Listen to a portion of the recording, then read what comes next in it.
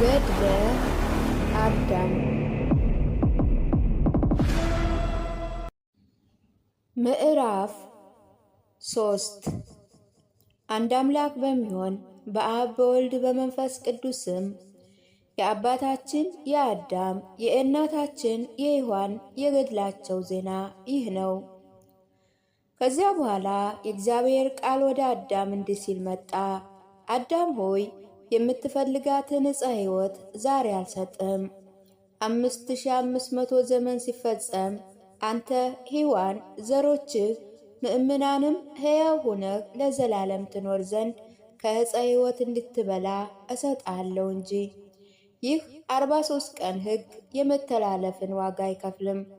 አዳም ሆይ በውስጧ የተሰወረህባት ዕፀ ሕይወትን ትበላ ዘንድ ሰጠውህ። አንተ ሔዋንም ከእርሷ ብሉ፣ እኔ ልመናህን ችላ አልልም፣ ተስፋህንም ያለ ዋጋ አልመልስም። የገባውልህን ቃል ኪዳን እስኪፈጸም ድረስ ልቦናህን አጽና። እግዚአብሔርም ከአዳም ጋር ንግግሩን አቆመ። አዳምም ወደ ሔዋን ተመለከተ። ተነሺ፣ የአንቺን የበለስ ፍሬ ውሰጂ፣ እኔም ሌላዋን እወስዳለሁ፣ ወደ ቤታችን እንሂድ አለ። አዳምና ሔዋንም ተነስተው ወደ ቤታቸው ሄዱ።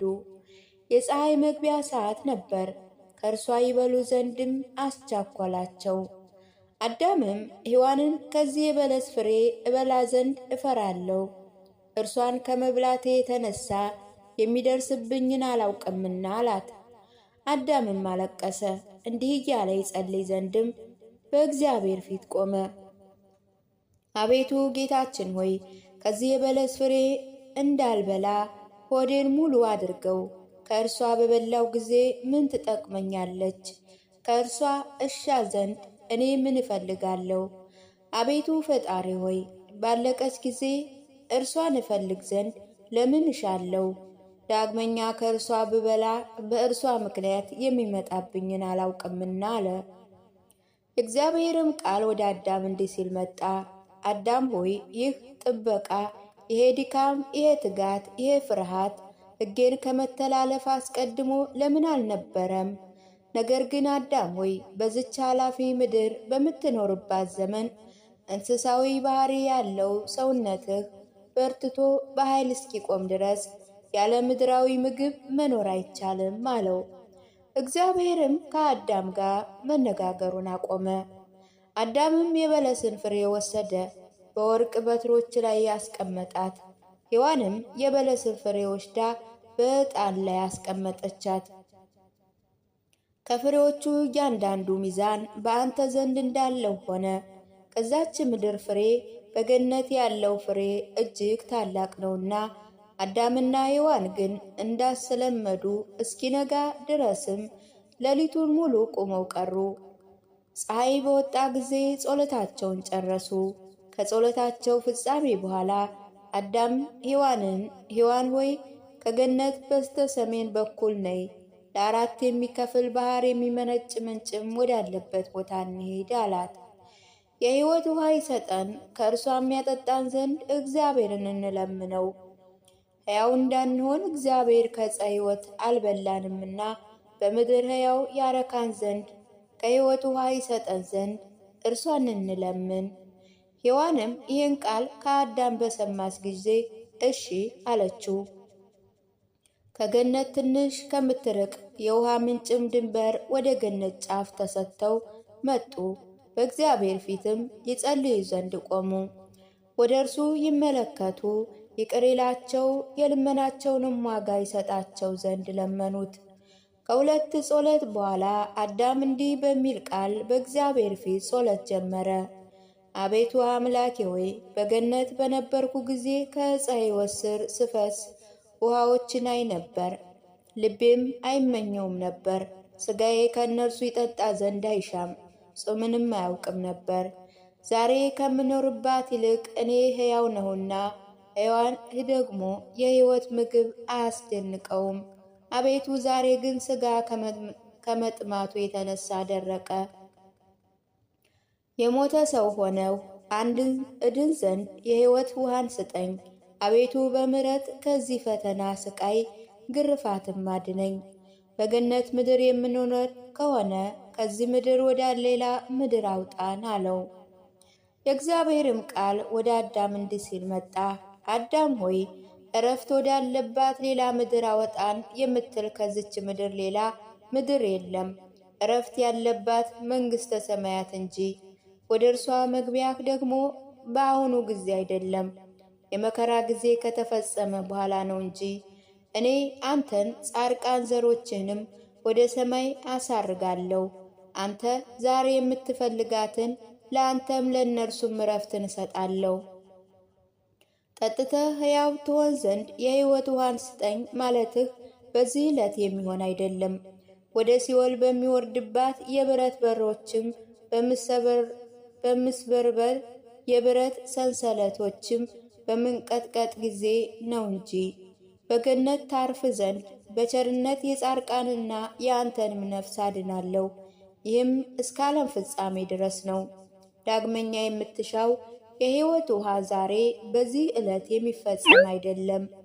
በጎለጎልታ ምድር በአንተ ራስ ላይ ደምን በማፍሰስ ዕለት ነው እንጂ። በዚህ ጊዜ ደሜ የሕይወት ውሃ ይሆናል፣ ለአንተ ብቻ አይደለም፣ ከዘሮችህ የሚያምንብኝ ሁሉ ነው እንጂ። እርሱ ሕይወትም ዕረፍትም ይሆናቸዋልና። ዳግመኛ እግዚአብሔር አዳምን አለው፣ አዳም ሆይ በገነት በነበርክ ጊዜ ይህ መከራ በአንተ ላይ አልደረሰብህም። ትእዛዜም በተላለፍክ ጊዜ ይህ ሁሉ መከራ ደረሰብህ እንጂ። ዛሬ ግን ሥጋህን መብል መጠጥ የሚያስጨንቀው ሆነ። በአንተ ዘንድ ከመሬት የሚፈልቀውን ውሃ ጠጣ አለው። እግዚአብሔርም ከአዳም ጋር ንግግሩን አቆመ። አዳምና ሔዋን ለእግዚአብሔር ሰገዱ። ወደ ውሃውን ምንጭም ተመለሱ፣ ወደ ቤት ሄዱ። ቀትር ወይም የቀን እኩሌታ ሆነ። ወደ ቤት በቀረቡ ጊዜ ታላቅ እሳትን ተመለከቱ። አዳምና ሔዋን ያን ጊዜ ፈርተው ቆሙ። አዳምም ሔዋንን በቤታችን ያለ እሳት ምንድን ነው አለ። እኛ ሥራ አንሰራምና የምንጋግርበት ወጥም የምንሰራበት ሀብት የለንምና የዝችን እሳት ምሳሌዋን ስሟን አናውቅም። እግዚአብሔር ሱራፌን የእሳት ሰይፍ አስይዞ በላከው ጊዜ ነው እንጂ። እርሱ ያብረቀርቃል፣ ያበራል። ከመፍራታቸው የተነሳ ወድቀን እንደ ሞተ ሰውም ሆነን። ዛሬ ሔዋን ሆይ እግዚአብሔር በእኛ ላይ ይቆጣ ዘንድ ወዷል፣ ከእርሷም አባረረን አላት። ሔዋን ሆይ ዳግመኛ ከዚህ ሌላ ቤት ሳለን ትእዛዙን ተላልፈን እርሱን ቤታችንን ትዞራት ዘንድ እሳትን እስከ መላክ ደረሰ። ወደ ውስጧም እንገባ ዘንድ አንችልም። እግዚአብሔርም ፍትስ የት እንሸሻለን? በገነት ውስጥም አያሳድረንም። ከሩቅ ነገሩም ሁሉ ከልክሎናል። በዝች ቤት እንኖርም እስክንጸና ድረስ በውስጧ መከራዋን፣ ጨለማዋን፣ ፈተናዋንም ታግሰን ዛሬ ወደ ሌላ ምድር ከወጣን በውስጧ የሚሆነው ማን ያውቃል? ምድር ምን እንደሆነች ከዚችም ጨለማ ፈጽማ የጨለመች እንደሆነች ማን ያውቃል? በዚች ምድር ቀን ይሁን ጨለማ ማን ያውቃል? ሩቅ ወይም ቅርብ እንደሆነችስ ማን ያውቃል? ሔዋን ሆይ እግዚአብሔር ከገነት ወዴት ያርቀን ዘንድ ይሻል? ሔዋን ሆይ እግዚአብሔር ትእዛዙን በመተላለፋችን ይህም ማየት ቢከለክለን ሁልጊዜ እርሱን እንለምናለን።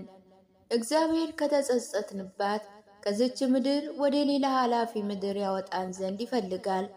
ነፍሳችን የሚገድል ከምድር ገጽ የሚያጠፋ ዘንድ ይሻል። ሔዋን ሆይ ከገነት በራቅን ጊዜ ዳግመኛ እግዚአብሔር የት እናገኘዋለን? ወርቁን፣ ዕጣኑን፣ ከርቤውን፣ የበለሱንም ፍሬ ይሰጠን ዘንድ እንለምነው። ዳግመኛ ያጽናናን ዘንድ የት እናገኘዋለን? በገባልን ቃል ኪዳን ባሰበን ጊዜ የት እንገናኛለን? አለ። አዳምም ዝም አለ። አዳምና ሔዋን ወደ ቤታቸው ይመለሱ ነበር። እሳትም በዙሪያዋ ትወጣ ነበር። ይህች እሳት ከሰይጣን ነበረች። እርሱ ከእጽዋት የደረቁ ሳሮችን ሰብስቦ ተሸክሞ ወደ ቤት አምጥቷልና። ቤቱን ያቃጥል ዘንድ በውስጧ እሳትን ጨመረባቸዋል። ይህን የሚያደርገው አዳምና ሔዋን እንዲያዝኑ በእግዚአብሔርም ተስፋ እንዲቆርጡ እንዲክዱም ያደርጋቸው ዘንድ ነው። ነገር ግን በእግዚአብሔር ቸርነት ቤቱን ያቃጥል ዘንድ አልቻለም። እግዚአብሔር በቤቱ ዙሪያ መላእክትን ላከ። እሳቷ እስክትጠፋ ቤቱን ይጠብቁ ዘንድ ከቀን የጀመረች እሳት እስኪነጋ ድረስ ትድል ነበረ። ቀኑም 45ኛ ቀን ነበር። አዳምና ሔዋን ቆመው እሳቱን ይመለከቱ ነበር። ከእሳቱ ፍርሃት የተነሳ ወደ ቤት መቅረብ አልቻሉም። ሰይጣንም የእሳቱ ነበልባል ፈጽሞ ከፍ እስኪል ድረስ እንጨት እየተሸከመ ወደ እሳት ይወረውር ነበር። ቤታቸው ተሰወረች። ከእሳቱ ብዛት የተነሳ ቤቷ ትቃጠላለች ብሎ አስበው ነበርና፣ ነገር ግን የእግዚአብሔር መልአክ ይጠብቃን ነበር። ሰይጣንም ይራገም ዘንድ አልቻለም። በእርሱ ላይ የሰለጠነ ይሆን ዘንድ አልከፋባትም።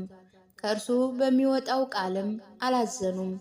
በዚያም ልቦና ያጽናና ነበር። የእግዚአብሔር ቃል እስኪመጣ ድረስ ክፉ ነገር አልተናገሩም። አገልጋዮቹን ያሳተ ሰይጣን ሆይ ወግድ እስኪለው ድረስም አንተ መጥፋታቸውን ትሻለህና ምሕረቴ ባትከለክለኝ አንተንም ሰራዊትንም ከምድረ ገጽ ባጠፋውህ ነበር። እስከ ዓለም ፍጻሜ ድረስ ታገሰውህ እንጂ አለው። ሰይጣንም ከእግዚአብሔር ፊት ሸሸ። እሳቷ በቤቱ ዙሪያ ቀኑን ሁሉ ትነድ ነበር። ይህም አዳምና ሔዋን ከገነት ከወጡ 47ኛ ቀን ነው። የእሳቱ ነበልባል ትንሽ እንደቀዘቀዘ ባዩ ጊዜ እንዳስለመዱ ይገቡ ዘንድ ወደ እርሷ መሄድን ጀመሩ። ነገር ግን ከእሳቱ ነበልባል የተነሳ አልቻሉም። አዳምና ሔዋን በቤታቸውና በመካከላቸው ካለው የእሳት ነበልባል የተነሳ ማልቀስ ጀመሩ። የእሳቱ ነበልባል ወደ እርሱ ቀረበ፣ እርሱም ፈሩ።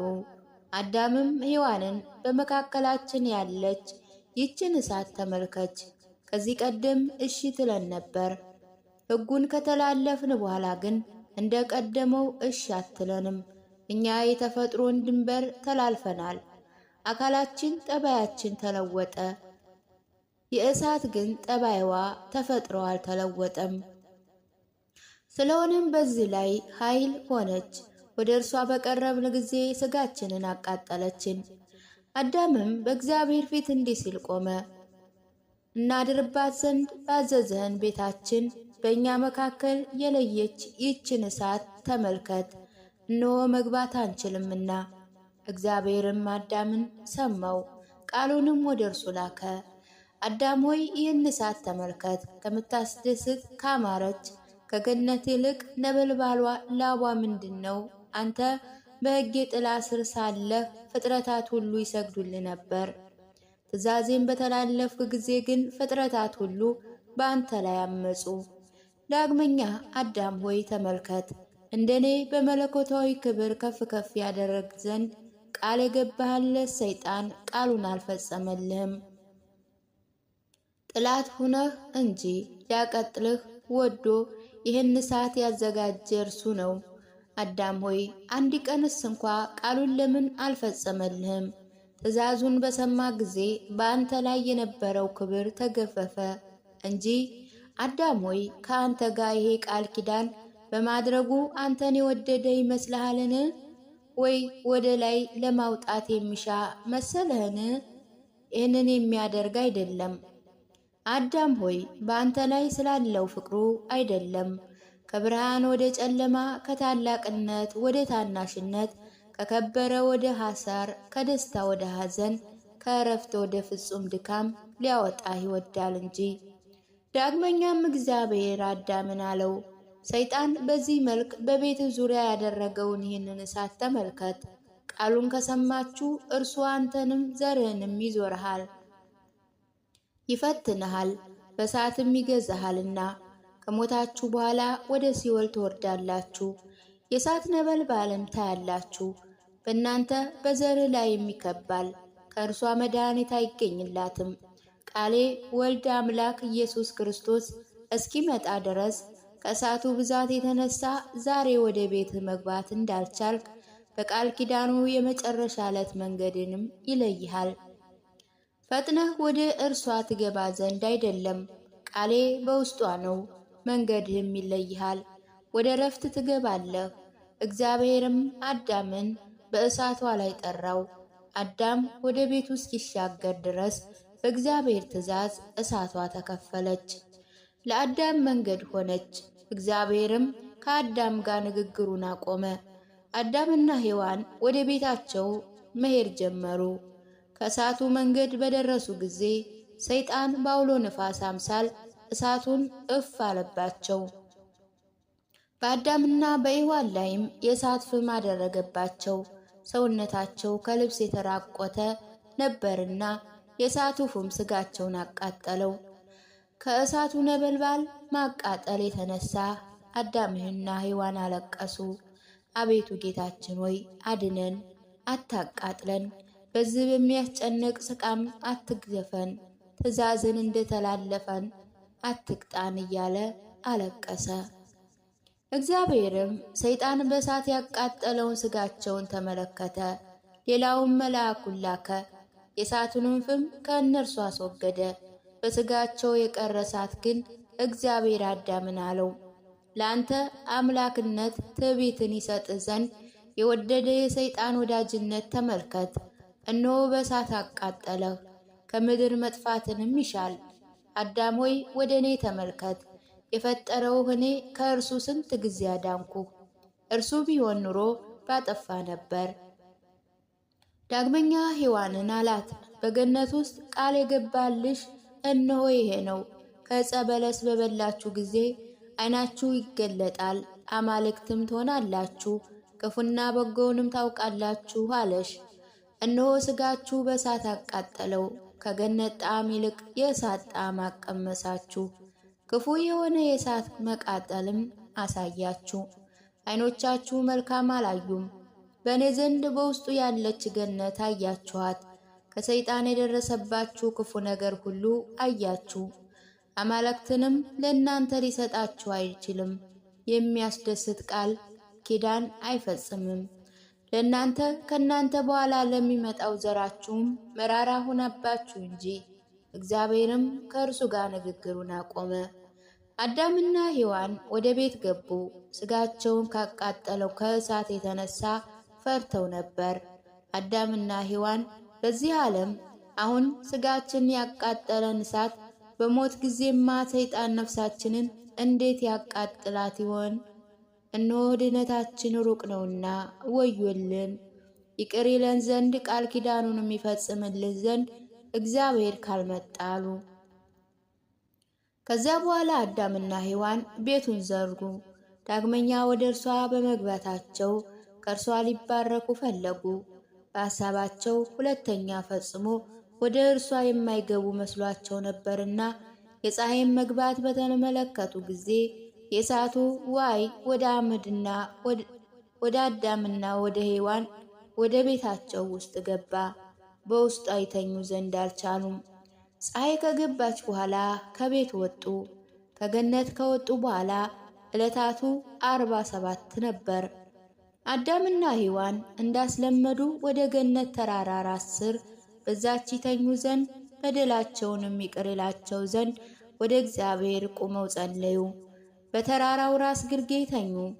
የመልካም ነገር ጠላት ሰይጣንም በሕሊናው እንዲህ ይል ነበር፣ እግዚአብሔር ለአዳም የድነት ቃል ኪዳን ገብቶለታል፣ ከሚደርስበት ጽዋት መከራ ሁሉ ያድነው ዘንድ። ለእኔ ግን ቃል ኪዳን አልገባልኝም፣ ከመከራ አላዳነኝም። የነበረውትን መንግስቴንም እርሱን ዘሩንም መኖርም ዘንድ ቃል ኪዳን ገብቶለታል።